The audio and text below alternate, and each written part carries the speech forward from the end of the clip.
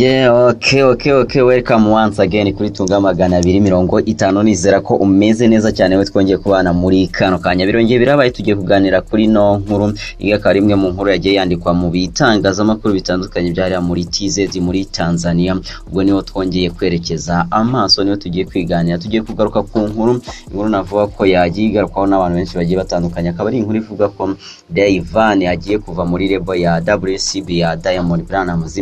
Bingibi ikimenyimenyi bikaba byanatangajwe na Diamond niba byitangarije ubwo yari ari mu kiganiro kuri Wasafi. Akaba yavuze ko rero uyu musore byamaze kwemezwa ko bagiye kuva muri label ya WCB. Bingibi biraterwa n'iki? Ibyo tugiye kuganiraho. Nizera ko rero wamaze gukora subscribe kuri channel yacu Tunga Magana 250, umaze gukanda no kukazogera kugira ngo ibyo dukora byose bijye bikugeraho ako kanya direct bidasabye kujya kwirirwa ubishakisha kuri YouTube, ndetse na commentaire cyangwa se ibitekerezo byanyu mukatwandikira tukamenya uko mwakira ibyo tuba twabakoreye, kubera ko mwebwe dukorera ibyo twakoze ntabwo twabyimvira cyangwa se ngo tubyirebere, ahubwo ni mwebwe mugomba kubyumva ndetse mukanabireba.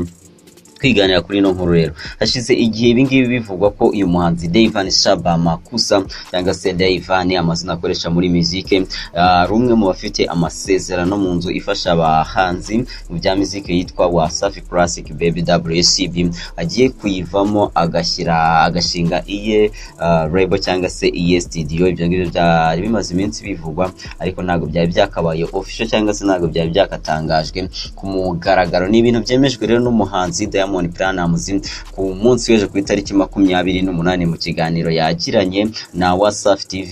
Akaba yaremeye ko rero Dayvan agiye gufungura label ye bwite, kandi ko izaba ariyo nini mu gihugu cya Tanzania.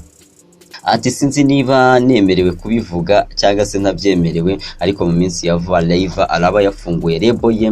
Ni label nini cyane, nahoze ndeba studio ye, ndamubwira ni Live ko ibi nambwira Live ko ifite ubushobozi bwo ku rwego rwo hejuru. Umunsi azaba yamaze kuyifungura cyangwa se yamaze kubitangaza, izaba ariyo studio ya mbere ihagaze neza ndetse yubatse neza nini muri kino gihugu cya Tanzania.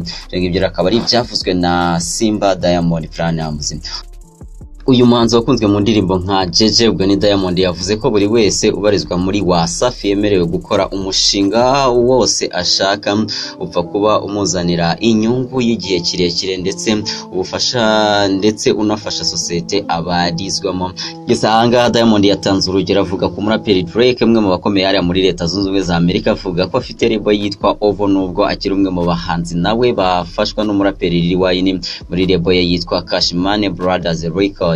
Angayo Diamond akaba ari havuga ko nubundi uri muri Wasafi ashobora no kuba yashinga label cyangwa se yakora n'ibindi bikorwa bigiye bitandukanye bimwinjiriza amafaranga. Diamond ati icyo mpora mbwira abahanzi ndetse n'abandi tuba tugendana hariya muri Wasafi ni ukurenga imbibi z'ibitekerezo byabo, tugaharanira iterambere ryacu binyuze mu kugira ibitekerezo bitandukanye cyangwa se byagutse. Angayo rero akaba yavuze ko abahanzi ndetse n'abandi bantu bazwi bakwiye kugira ishoramari ryagutse rirenze nyuma y'ibijyanye na muzike, bakagakora n'irindi ishoramari mu bintu bigiye bitandukanye kugira ngo ejo bundi umuziki ubaye utakibaha amafaranga bazabeho. Akaba ari naho ahera avuga ati niba dukorana hano muri Wasafi cyangwa se hari ibindi bikorwa twahuriyemo bishobora kwinjiza amafaranga ava mu muziki, ntabwo nifuza ko ejo bundi wazaza uriza kunsaba ubufasha kubera ko utagitunzwe n'umuziki cyangwa se ibindi ukora bitagenze neza cyane. Aho yagize ati tekereza nk'ubu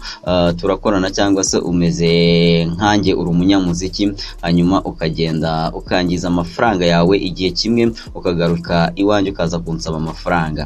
Ati nta mafaranga yanjye naguha kubera ko nahita mbona ko nubundi ayo wakuye mu muziki nta kintu yigeze akumarira.